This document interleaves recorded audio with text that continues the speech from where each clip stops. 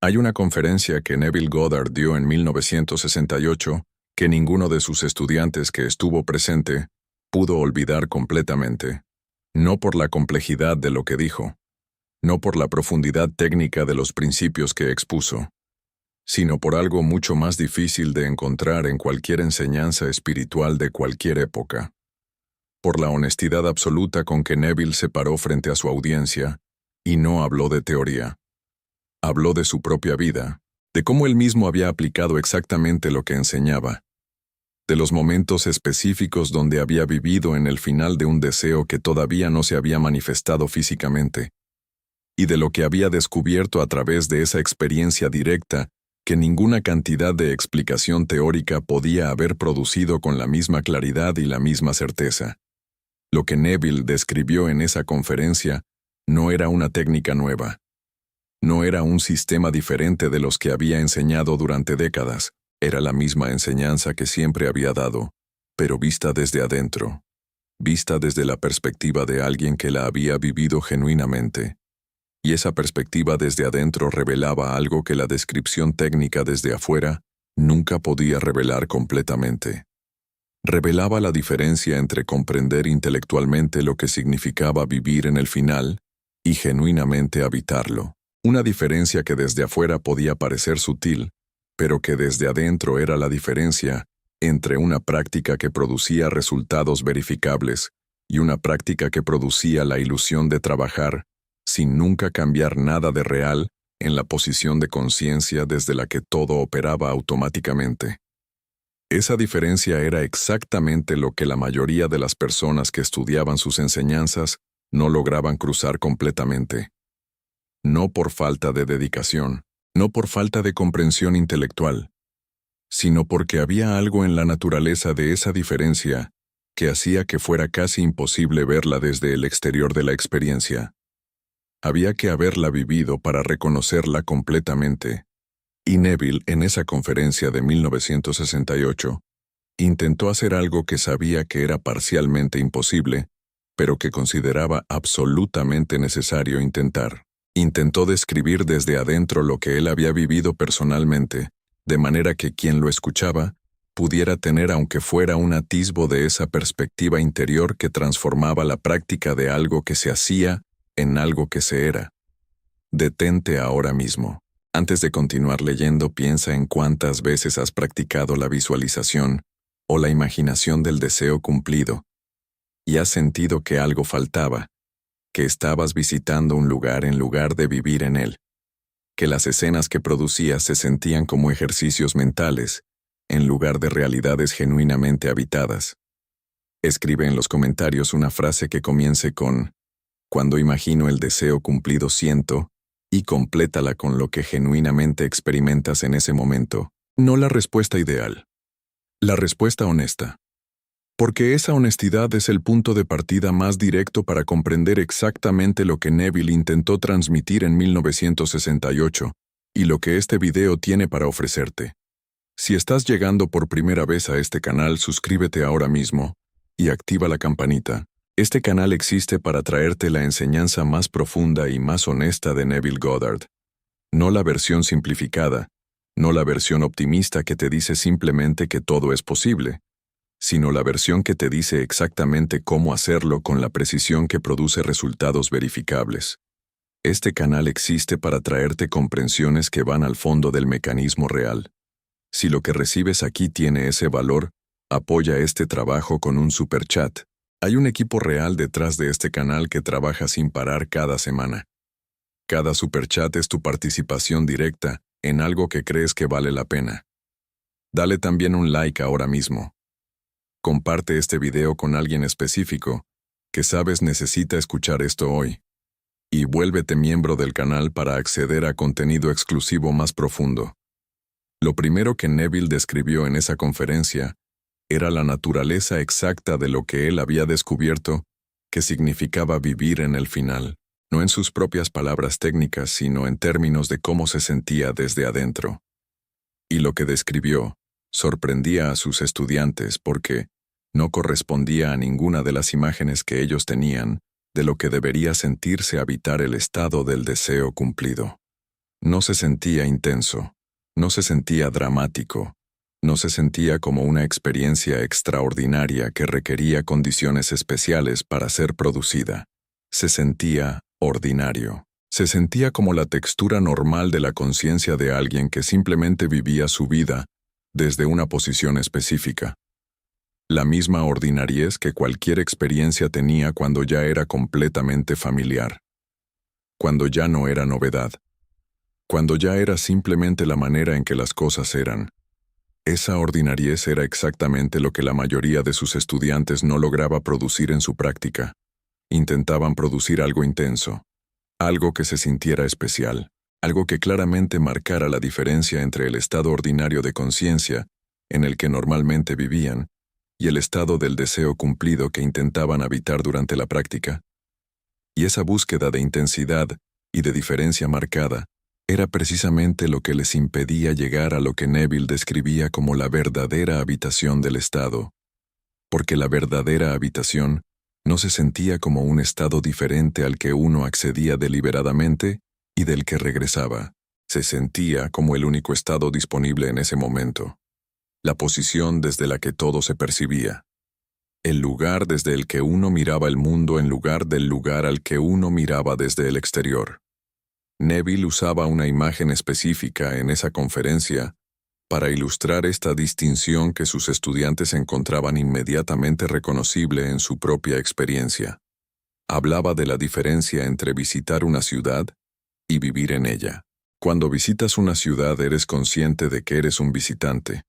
Hay una parte de tu conciencia que está constantemente registrando la diferencia entre ese lugar y el lugar donde normalmente vives. Notas las cosas que son diferentes. Registras lo que es especial o inusual o distinto de lo que conoces. Y cuando regresas a tu ciudad de origen, sientes claramente el regreso. Hay una distinción definida entre dónde estuviste y dónde estás.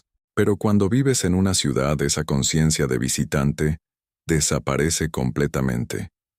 La ciudad ya no se siente especial o diferente. Se siente como el trasfondo normal de tu existencia. La manera en que simplemente son las cosas.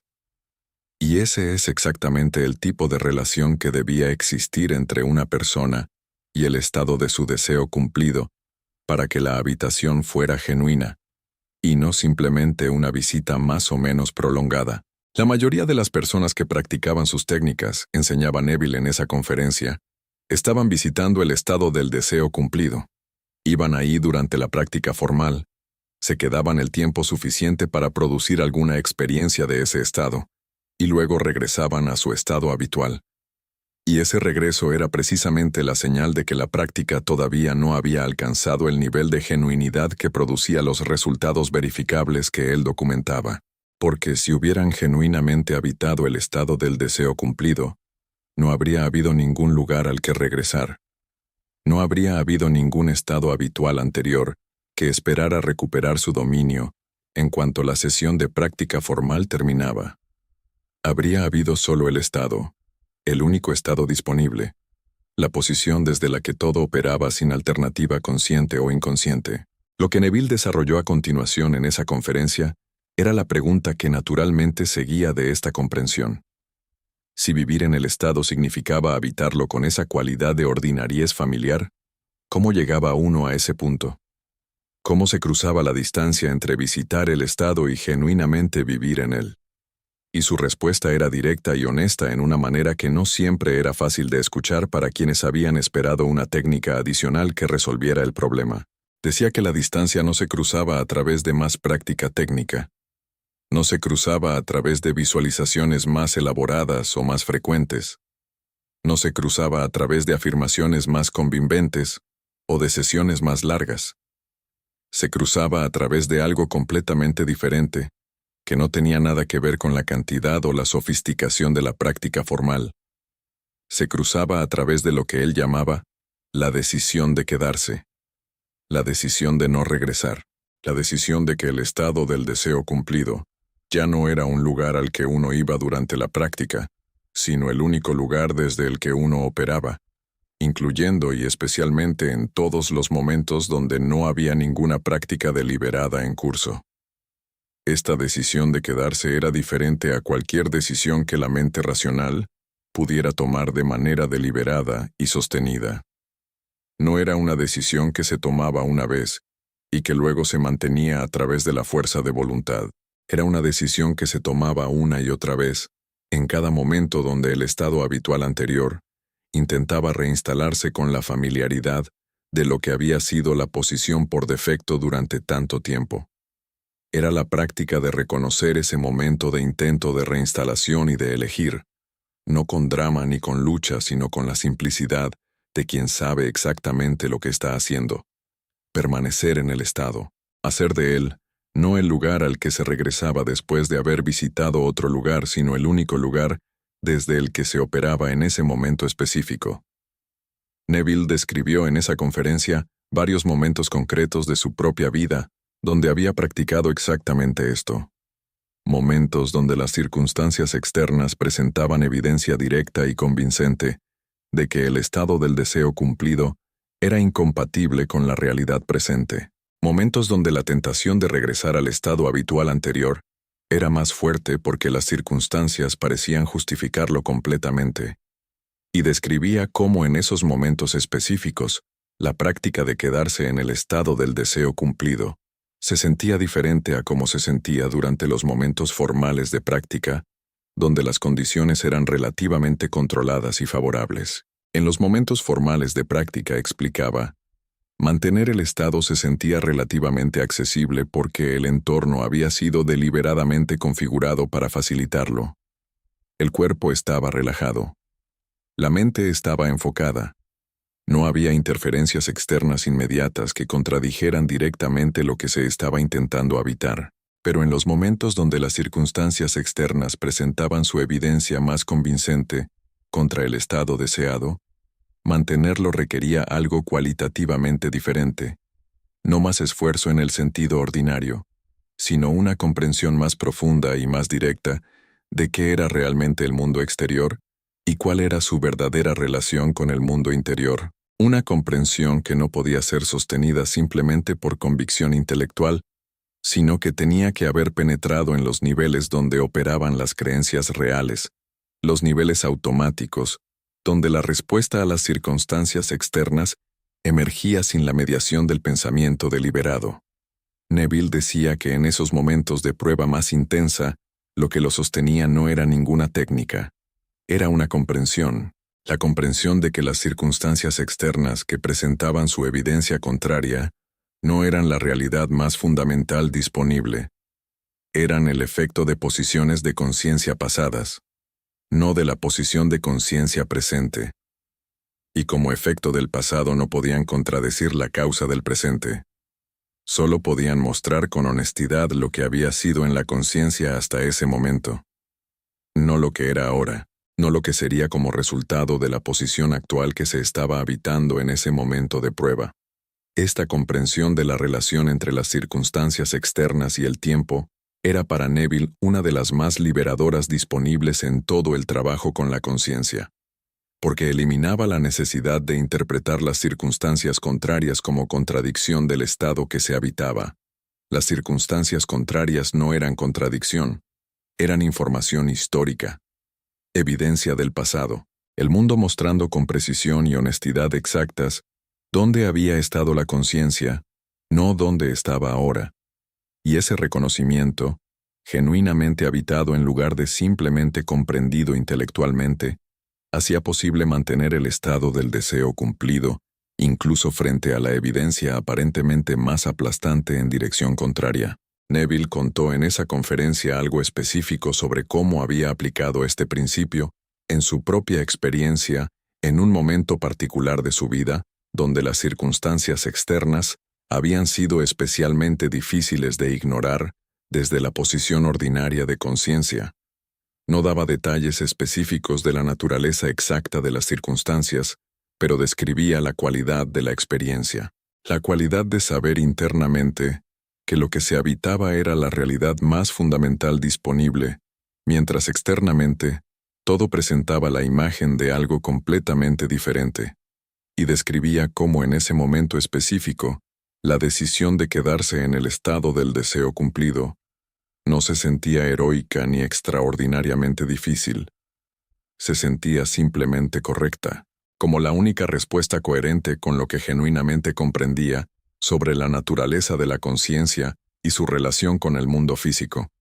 Esa cualidad de sentirse simplemente correcta, en lugar de heroicamente difícil, era para Neville uno de los indicadores más confiables de que alguien había genuinamente cruzado la distancia entre visitar el estado y vivir en él, porque quien todavía visitaba el estado tendía a experimentar el mantenimiento del estado bajo presión, como algo que requería esfuerzo heroico, voluntad sostenida, resistencia activa contra la evidencia contraria, mientras que quien genuinamente habitaba el estado lo experimentaba diferente, no como resistencia a la evidencia contraria, sino como la simple continuación de la única posición disponible. Sin lucha porque no había nada contra lo que luchar, sin esfuerzo heroico porque la posición no requería mantenimiento deliberado. Simplemente porque era la posición desde la que todo operaba en ese momento, y el mundo exterior, que siempre reflejaba la posición de conciencia con retraso natural, todavía no había tenido el tiempo necesario para alinearse completamente con esa posición. Neville profundizó en esa conferencia en algo que consideraba el error más frecuente y más costoso que cometían sus estudiantes cuando intentaban aplicar el principio de vivir en el final. No era un error técnico en el sentido de hacer los pasos incorrectamente. Era un error mucho más sutil y más profundo que operaba exactamente en el punto donde la técnica correctamente ejecutada cedía el paso a la genuina habitación del estado. Era el error de lo que él llamaba la expectativa disfrazada de asunción. La expectativa disfrazada de asunción se producía cuando alguien aplicaba todas las técnicas correctamente, construía la escena con vivacidad sensorial, habitaba el estado con la calidad emocional apropiada, mantenía la práctica con consistencia, pero al mismo tiempo mantenía en algún nivel de su conciencia una separación fundamental entre el estado que habitaba durante la práctica y la realidad que esperaba que se produjera como resultado de esa práctica. Esa separación, aunque podía ser extremadamente sutil y difícil de detectar desde el interior de la experiencia, era exactamente la diferencia entre vivir en el final y usar el final como una herramienta para producir un resultado futuro que todavía se esperaba desde el estado de quien no lo tenía. Neville explicaba que la diferencia entre estas dos posiciones era perfectamente perceptible una vez que se sabía exactamente qué buscar. Quien habitaba genuinamente el estado del deseo cumplido no esperaba nada, no porque hubiera renunciado al deseo, sino porque la posición desde la que operaba era la posición de quien ya tenía lo que deseaba, en la única dimensión donde importaba tenerlo. La expectativa requería una separación entre el estado presente y un resultado futuro, y esa separación era exactamente la que la genuina habitación del estado eliminaba completamente, no porque el resultado fuera a llegar inmediatamente, sino porque en la dimensión de la conciencia, el resultado ya era completamente presente y la persona ya lo habitaba como tal.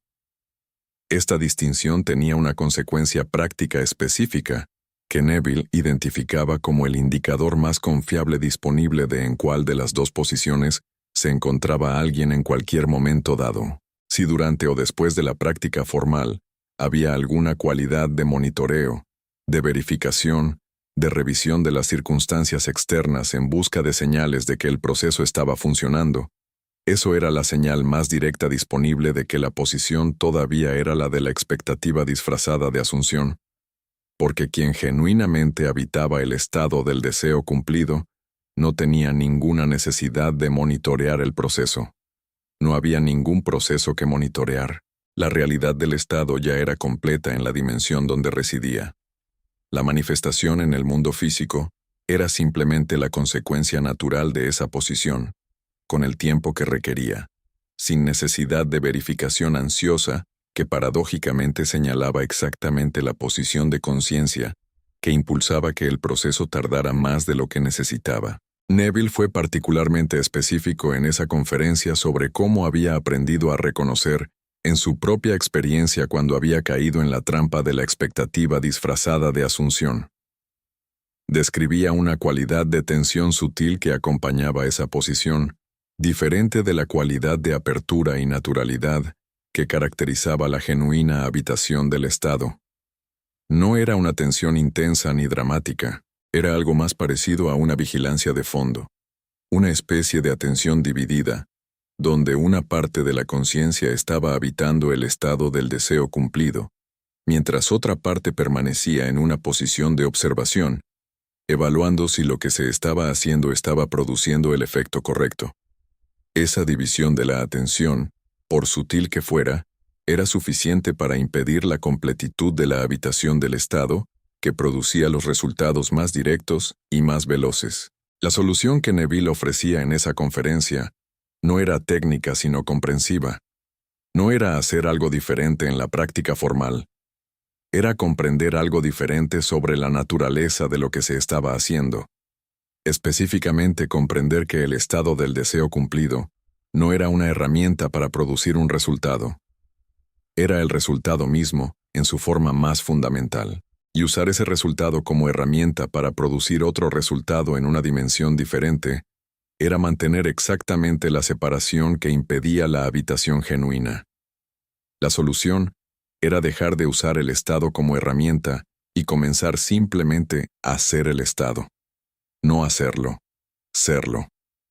La diferencia entre hacer y ser era precisamente la diferencia entre visitar y vivir, que Neville había descrito desde el comienzo de esa conferencia de 1968. Neville también abordó en esa conferencia algo que llamaba el problema del puente. La mayoría de sus estudiantes en algún momento de su práctica se encontraban con la pregunta de cómo llegar desde su situación actual hasta la situación deseada.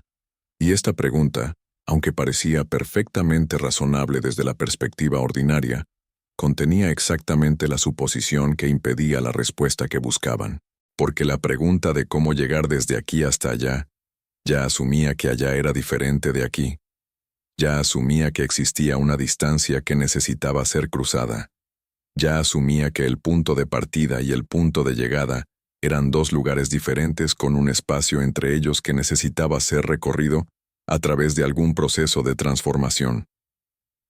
La respuesta de Neville a este problema no era proporcionar instrucciones sobre cómo construir el puente. Era señalar que la pregunta misma estaba basada en una incomprensión fundamental de cómo funcionaba el proceso de manifestación. El puente no necesitaba ser construido. No había distancia que cruzar. No porque el deseo ya estuviera manifestado en el mundo físico, sino porque en la dimensión donde la manifestación comenzaba, en la dimensión de la conciencia, el deseo ya existía completamente. No como potencialidad futura, como realidad presente en la única dimensión donde la realidad precedía a la manifestación física. Y si el deseo ya existía completamente en esa dimensión, entonces no había ningún puente que construir entre aquí y allá. Solo había la necesidad de reconocer que aquí y allá eran el mismo lugar visto desde dos posiciones de conciencia diferentes. Esta comprensión transformaba completamente la naturaleza del trabajo. En lugar de preguntarse cómo llegar desde la situación actual hasta la situación deseada, la pregunta correcta se convertía en algo completamente diferente. La pregunta correcta era, ¿por qué seguía experimentando la situación actual como si fuera la única disponible cuando la situación deseada ya existía completamente en la dimensión de la conciencia? Y la respuesta a esa pregunta señalaba directamente hacia la posición de conciencia habitual, hacia las asunciones de fondo que operaban automáticamente determinando qué versión de la realidad se experimentaba como la presente y real en cada momento. Neville explicaba que el puente de incidencia que tanto hablaba en otras conferencias no era algo que la persona construía deliberadamente. Era algo que aparecía naturalmente como consecuencia de la habitación genuina del estado del deseo cumplido. Cuando alguien genuinamente habitaba ese estado, no desde la expectativa de que algo llegara, sino desde el reconocimiento de que ya era real en la dimensión de la conciencia, el puente aparecía, no como resultado de ningún plan deliberado, como la consecuencia natural de una posición de conciencia que ya no necesitaba buscar el camino porque ya estaba en el destino. Y desde ese destino, los pasos que llevaban a su confirmación en el mundo físico emergían naturalmente, con la misma naturalidad con que cualquier acción emergía de cualquier posición de conciencia genuinamente habitada. Pero Neville añadió algo en esa conferencia que pocos de sus comentadores habían capturado con la misma claridad con que él lo expresó en ese momento. Dijo que el puente de incidencia frecuentemente desmoronaba justo antes de funcionar. No como señal de fracaso, como señal de que estaba funcionando exactamente como debía. El desmoronamiento del camino que parecía más lógico y más directo hacia el resultado deseado era frecuentemente el mecanismo a través del cual la inteligencia más amplia de la conciencia redirigía hacia el camino que era genuinamente el más directo, aunque no pareciera serlo desde la perspectiva limitada de la mente racional, que solo podía ver un número restringido de posibilidades disponibles en cualquier momento dado. Este era quizás el aspecto más contraintuitivo de toda la enseñanza de esa conferencia, porque significaba que los momentos donde el proceso parecía estar, las personas que cancelaban citas en el último momento, los obstáculos que aparecían cuando todo parecía estar alineándose perfectamente, todas estas experiencias que la mayoría interpretaba como evidencia de que el proceso no funcionaba o de que algo había salido mal en la práctica, eran frecuentemente exactamente lo contrario. Eran la reorganización activa del sistema que preparaba el terreno para una manifestación que llegaría por un camino diferente y generalmente mejor del que la mente racional había anticipado. Neville fue específico sobre por qué este desmoronamiento ocurría con tanta frecuencia justo antes del resultado final. Explicaba que la mente racional, cuando comenzaba a ver posibles caminos hacia la manifestación del deseo, tendía a aferrarse a esos caminos específicos y a invertir en ellos no solo atención sino también expectativa. Y esa expectativa hacia un camino particular era una forma sutil pero real de separación del estado puro del deseo cumplido, porque ya no era simplemente el resultado lo que se habitaba, sino el resultado por ese camino específico. Y la inteligencia más amplia de la conciencia que organizaba los medios de la manifestación no operaba dentro de las limitaciones que la mente racional imponía sobre qué caminos eran plausibles o posibles.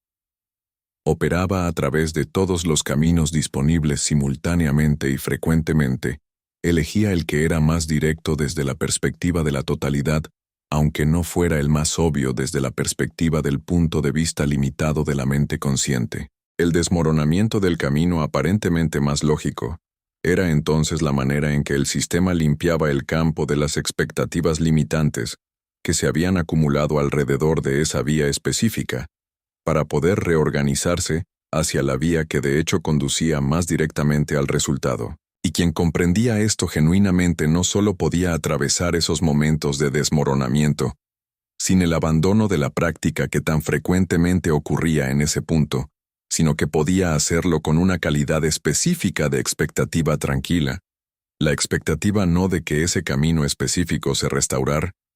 Neville describió en esa conferencia cómo había aprendido a reconocer en su propia vida esos momentos de desmoronamiento del puente como señales de progreso en lugar de señales de fracaso, y describía la cualidad interna específica que lo mantenía en el estado del deseo cumplido durante esos momentos que desde afuera parecían los más desafiantes. No era una cualidad de resistencia heroica. No era una cualidad de esfuerzo sostenido contra la evidencia contraria. Era algo mucho más simple y mucho más profundo. Era la cualidad de quien ya había llegado internamente, y que por lo tanto podía observar los rearreglos del mundo exterior con la calma tranquila de quien sabe que esos rearreglos, aunque temporalmente parecían movimientos en dirección contraria, eran en realidad el sistema organizándose para producir lo que ya era completamente real en la dimensión de la conciencia. Esa calma no era indiferencia. No era desapego en el sentido de no importarle el resultado. Era algo cualitativamente diferente, que solo podía ser comprendido genuinamente desde adentro de la experiencia. Era la calma de quien ya tenía lo que deseaba en la única dimensión donde tenerlo precedía a todas sus manifestaciones posteriores en el mundo físico. Y desde esa posición los movimientos del mundo exterior incluyendo los que parecían contrarios al resultado deseado, simplemente no tenían el poder de contradecir lo que ya era real en la dimensión que importaba. Podían informar, podían requerir acción práctica específica, podían invitar a ajustes en el mundo físico, pero no podían contradecir la posición de conciencia desde la que todo esto se manejaba, porque esa posición no dependía del mundo exterior para su validez. Su validez provenía de una comprensión de la naturaleza de la conciencia y su relación con la realidad física, que no podía ser alterada por ninguna circunstancia externa, por convincente que pareciera desde la perspectiva ordinaria. Neville también habló en esa conferencia de algo que llamaba la trampa de la gratitud prematura. Muchos de sus estudiantes habían aprendido a practicar la gratitud anticipada como una manera de reforzar la sensación del deseo cumplido. Y esta práctica tenía su valor cuando se realizaba desde la posición correcta. Pero frecuentemente se convertía en exactamente lo contrario de lo que se intentaba producir. Se convertía en una manera de mantener la separación entre el estado presente y el resultado deseado bajo la apariencia de gratitud. Cuando alguien decía, «Gracias por el dinero que está llegando», o «Gracias por el amor que viene hacia mí», la estructura misma de esas frases revelaba la posición de conciencia subyacente. El dinero llegando, el amor viniendo, implicaban que todavía no estaban completamente presentes, que eran objetos en tránsito desde un lugar donde existían hasta el lugar donde la persona se encontraba. Y esa imagen de algo en tránsito era exactamente la imagen de la separación que la genuina habitación del estado del deseo cumplido debía haber eliminado completamente. La gratitud genuina desde la posición del deseo cumplido no tenía esa estructura. No era gratitud por algo que llegaba. Era gratitud por algo que ya era, con la misma naturalidad con que alguien agradecía por el sol que brillaba en ese momento, o por el aire que respiraba en ese instante. Una gratitud que no señalaba ninguna distancia entre quien agradecía y lo que agradecía, porque no existía ninguna distancia. Solo existía el estado habitado y la experiencia completa de ese estado, que incluía naturalmente una cierta calidad de apreciación y de reconocimiento, no como práctica deliberada orientada a producir un efecto, sino como la expresión natural de quien simplemente habitaba lo que habitaba. Neville terminó esa sección de la conferencia con algo que sus estudiantes recordaban como uno de los momentos más honestamente impactantes de toda la enseñanza que habían recibido de él.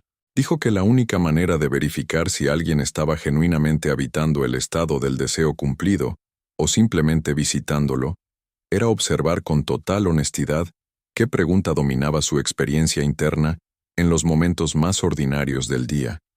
Si la pregunta dominante era ¿cuándo llegará lo que deseo?, eso era la señal más directa de que la posición era la de la expectativa, la de la visita, la de quien todavía operaba desde la separación entre el estado presente y el resultado deseado. Si en cambio no había ninguna pregunta de esa naturaleza, si el estado del deseo cumplido era simplemente la posición desde la que todo se observaba, sin ninguna orientación ansiosa hacia un resultado que todavía no había llegado, eso era la señal de que la habitación genuina había comenzado a establecerse como la nueva posición habitual de conciencia. Esta honestidad sobre la pregunta dominante era para Neville uno de los ejercicios más directamente útiles disponibles para cualquier persona que quisiera evaluar con precisión en qué punto de la práctica se encontraba genuinamente. No cuántas afirmaciones había repetido. Lo que Neville Goddard enseñó en esa conferencia de 1968 no necesita más explicación para completarse. Necesita exactamente lo que describió durante toda esa noche, con la honestidad de quien hablaba no de teoría, sino de su propia vida. La disposición de cruzar definitivamente la distancia entre visitar el estado del deseo cumplido y verdaderamente vivir en él, no como práctica que se hace en ciertos momentos, como la única posición disponible desde la que todo opera en cada momento ordinario del día. La diferencia entre visitar y vivir no es técnica, no se resuelve con más visualizaciones, ni con afirmaciones más convincentes, ni con sesiones más largas, ni con técnicas más elaboradas. Se resuelve con una comprensión que cuando penetra genuinamente en los niveles donde las posiciones habituales de conciencia residen hace imposible continuar operando desde la posición de quien espera que algo llegue. Porque desde esa comprensión genuina no hay nada que esperar. El estado del deseo cumplido ya es la realidad más fundamental disponible en la única dimensión donde la realidad precede a su manifestación física. Y el mundo exterior que siempre refleja la posición de conciencia con el retraso natural del sistema simplemente se está poniendo al día. Cuando el puente de incidencia se desmorone frente a tus ojos, recuerda lo que Neville describió esa noche. No es fracaso, es el sistema limpiando el campo de las expectativas limitantes que se habían acumulado alrededor de un camino particular para que la inteligencia más amplia de la conciencia pueda reorganizarse hacia el camino que conduce más directamente al resultado. Permanece en el estado, no como acto heroico de resistencia contra la evidencia contraria, como la continuación natural de la única posición disponible para quien genuinamente ha cruzado de la visita a la habitación. Y cuando la pregunta ¿cuándo llegará? Comience a dominar tu experiencia interna, en los momentos más ordinarios del día, usa esa pregunta como información, como el indicador más honesto disponible de que la práctica todavía está en la etapa de la visita y que el trabajo más importante no está en hacer más sino en comprender más profundamente. Comprender qué significa genuinamente que el estado del deseo cumplido no es un lugar al que se va, sino el único lugar desde el que se opera. Siempre, para todos, incluyéndote a ti. A partir de este momento,